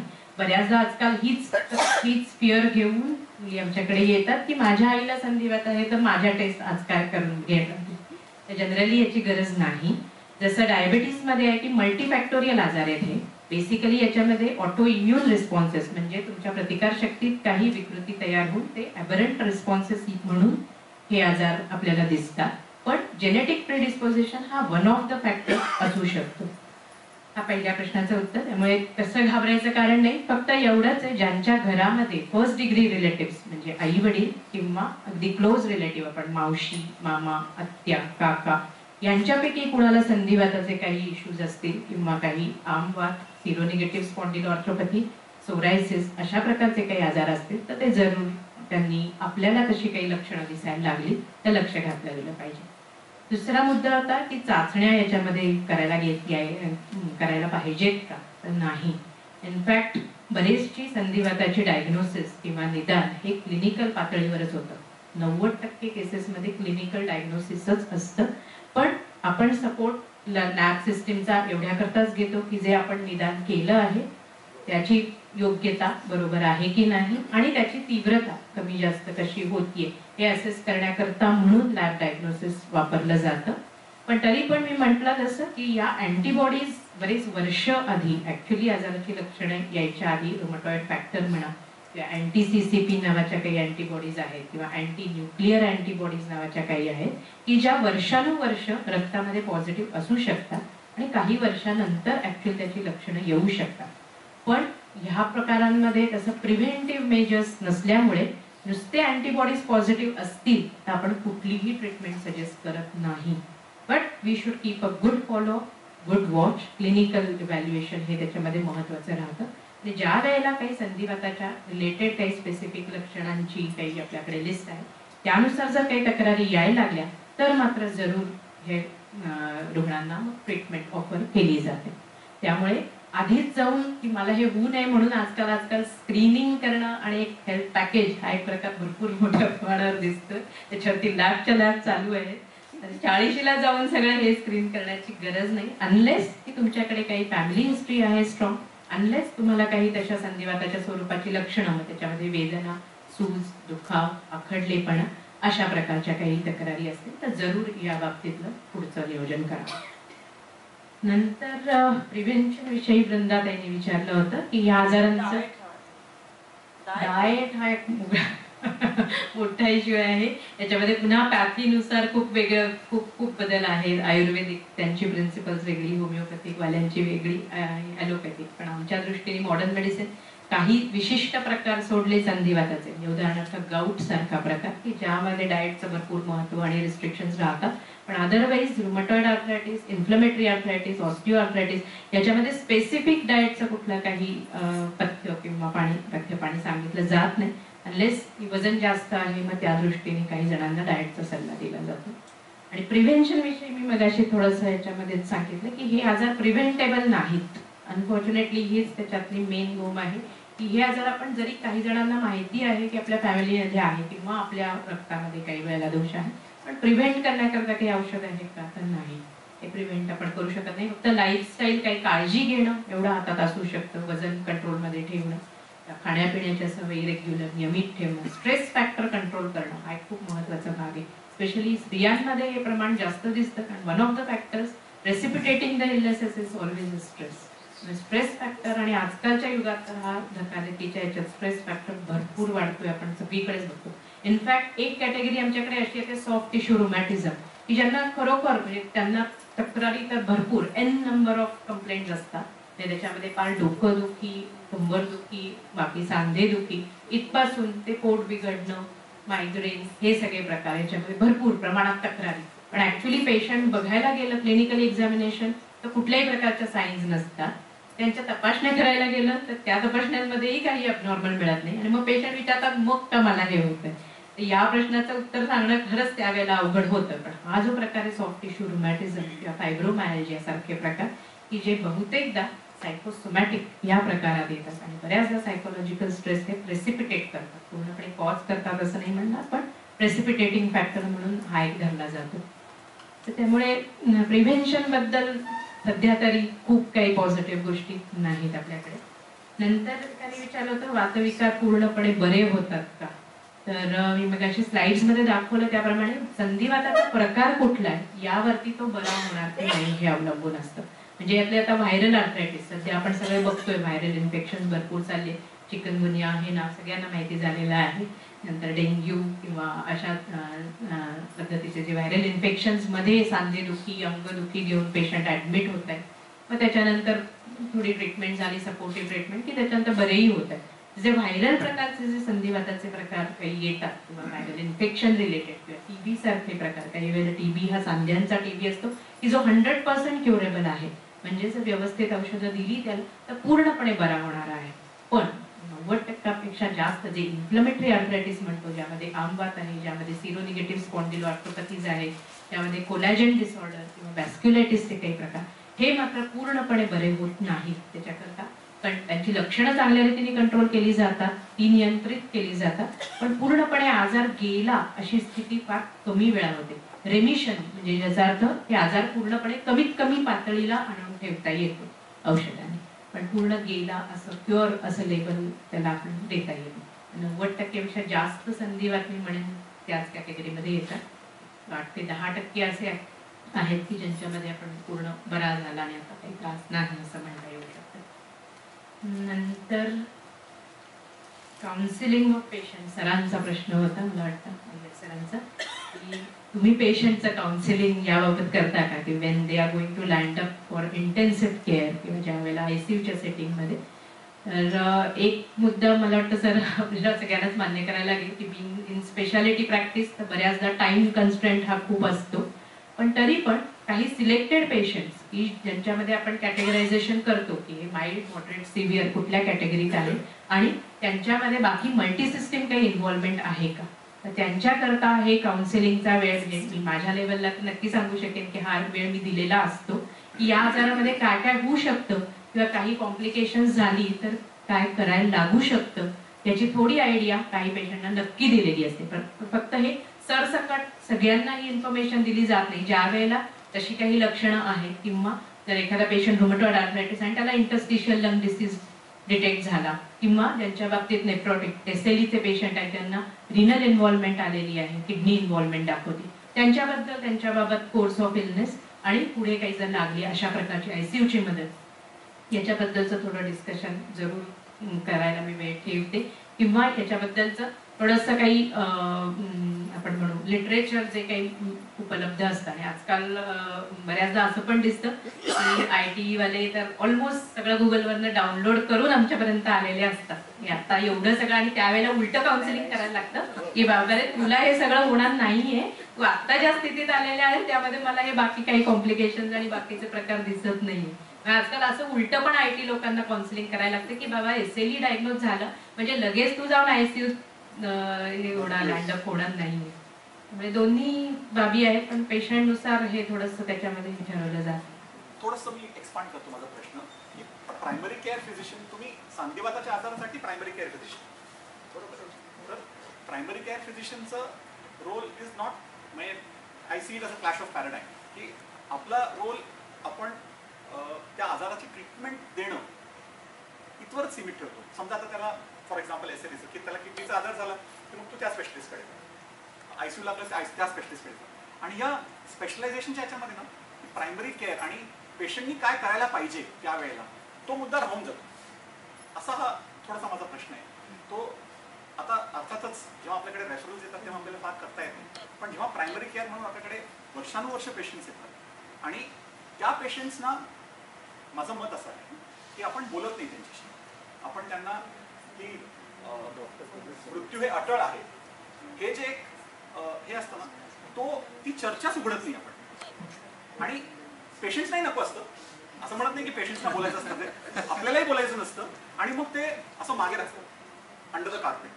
आणि मग जेव्हा येतं ना ते सडनली किंवा हो सडनली काहीतरी झालं असं होतं. तर त्या दृष्टीने मी म्हणतोय, so they should be an ease ना about talking about progression of disease, about chronicity, की कधीतरी आपल्याला ही वेळ येईल तर मग काय करायचं, तुम्ही मला कॉन्टॅक्ट करू शकता किंवा तुम्ही अॅक्यूट केअरसाठी माझ्याकडे तर येणार नाही, तुम्ही ICU मध्ये जाल, ICU मध्ये गेलात तरी तुम्ही माझं नाव सांगा त्यांना, मी बोलीन त्यांच्याशी माझ्या आजाराबद्दल आणि कितपत फायदा होईल काय होईल मग आपण चर्चा करू.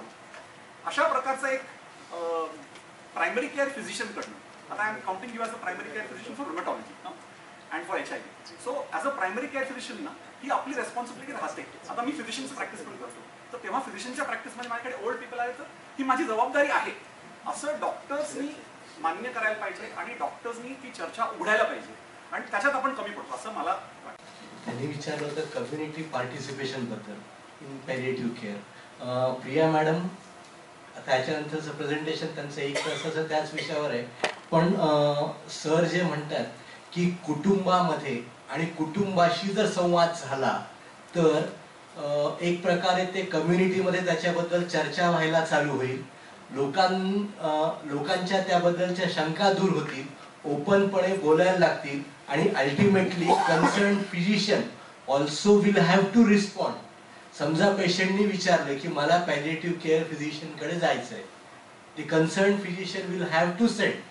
आणि हे विषय जोपर्यंत समाजामध्ये चर्चा होत नाही आणि त्याच्यामध्ये मासूम सारख्या संस्था आम्हाला मदत करू शकतात, विषय हा पेरिफेरीपर्यंत पोहोचवणं. आणि हा जगन्नाथाचा रथ आहे, कोणी एकटा उडू शकणार नाहीये. समाजाला जर वाटलं तर समाज त्याच्यामध्ये पार्टिसिपेट होईल आणि हा विषय पुढे नेता येईल.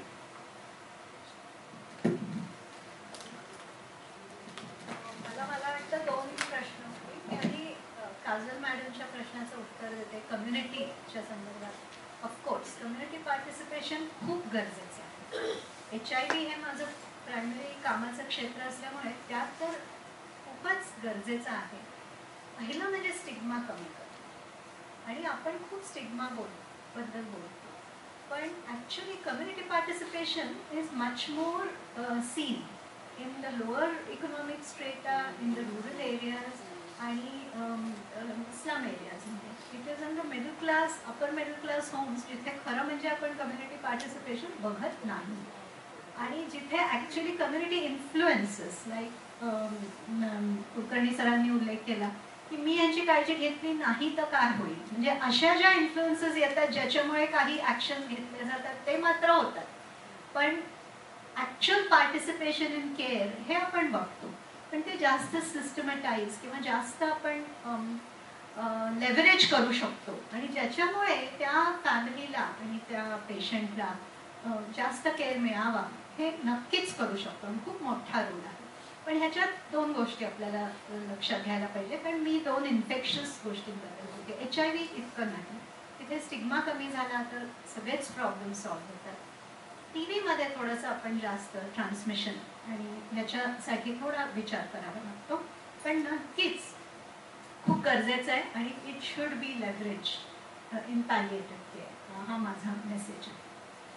दुसरा प्रश्न doctor Shiva Iyer, as usual त्यांनी खूप विचार करायला लावला आहे, ते माझे क्लासमेट आहेत आणि त्यांनी खरं 2 गोष्टी सांगितल्या. एक म्हणजे the ethics of the provider, म्हणजे मी ॲज अ डॉक्टर, की how to prepare my patient for sudden emergencies त्यांच्या आजारामध्ये, आणि त्याच्यासाठी त्यांनी डिसिशन कसा घ्यावा. म्हणजे कधी कधी तो लाईक कुलकर्णी सरांनी सांगितलं की कारण नसताना ICUत जाऊन व्हेंटिलेटरमध्ये मी शेवट माझा तसा करावा वेगळा करावा, हा तो एक एथिकल इश्यू आहे. आणि दुसरं preparing for end of life. तर HIV मध्ये आम्ही जे पेशंट बघतो, we are primary care physicians, not only HIV physicians for them, कारण they essentially get care from us. आणि आमच्याकडे नारीमध्ये आमचा जो सिस्टम आहे, we always have counsellors, we have the physicians, आणि from the beginning there is talk about end of life. पण ह्याचा Ethos का आला, कारण सुरुवातीला HIVला ट्रीटमेंटच नव्हतं, त्याच्यामुळे कायमच HIV आणि HIV केअरमध्ये we have had to face these issues.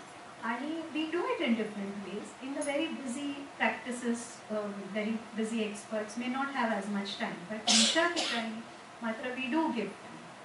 पण हे बरोबर आहे की म्हणजे हा प्रश्न जो तुम्ही काढला की to prepare for those sudden emergencies that can come, ह्याची तयारी probably needs to be addressed in different ways आणि अँटिसिपेटेड. आता आज आम्ही जे HIV प्रॅक्टिस करतो in the era of drugs आणि जे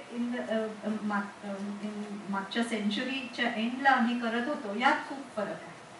तेव्हा ह्या अनेक वेळेला आमच्याकडे पेशंट त्या काळात आणि एक 5-6 वर्षापूर्वीपर्यंत असे यायचे की जे अशा आधी ICU पोचलेले किंवा खूपच आजारी झालेले, मग त्यांना HIV डायग्नोसिस झाला आणि मग ते आमच्याकडे यायचं. आता मात्र लोकांचे निदान लवकर होतात आणि ते आधी येतात. पण हा पॉईंट आहे, हे डायलेमाज होतात आणि ह्याच्यासाठी खरंच खूपदा आम्हाला विचार करावा लागतो. पण माझा अप्रोच असा आहे, मी फिजिशियन असले किंवा त्यावेळेला मी काउन्सिलर असले तरी I can not take, has to be that of the patient if they are able to take it and of the family. आपल्याकडे दुसरं एक असं होतं की पेशंटचा जो डिसिशन असतो तो अनेक वेळा रिस्पेक्टच होतो. म्हणजे व्हेरी ऑफन म्हणजे त्याला आजार आहे कुठला हे सांगण्या इतका देखील त्याला रिस्पेक्ट मिळतो आणि तो आता खूप फरक होतो. म्हणजे आणि आपल्याला वाटतं अनएज्युकेटेड व्यक्तींना हा निदान पचवता येणार नाही, ते तसं नसतं. Sometimes we take it much better than the very educated internet accessing people. पण तो जो थोडंसं डायग्रेस झाले, पण ती जी एक ऑटॉनॉमी आपण त्या पेशंटला द्यायला पाहिजे ते नक्कीच. आणि आपले our own experiences with our families, terminal illnesses, our experiences with other patients and our experiences with families of other patients हे खूपदा कलर करतात. आपण आपला नेक्स्ट पेशंट बरोबर डील करत असताना तर आपल्याला खूप मन घट्ट ठेवून लक्षात ठेवावं लागतं की आपण जेव्हा ह्या व्यक्तीशी बोलतो तेव्हा त्याच्याशी निगडीत ज्या गोष्टी आणि प्रॉब्लेम्स कधी कधी we tend to superimpose our experiences on that situation.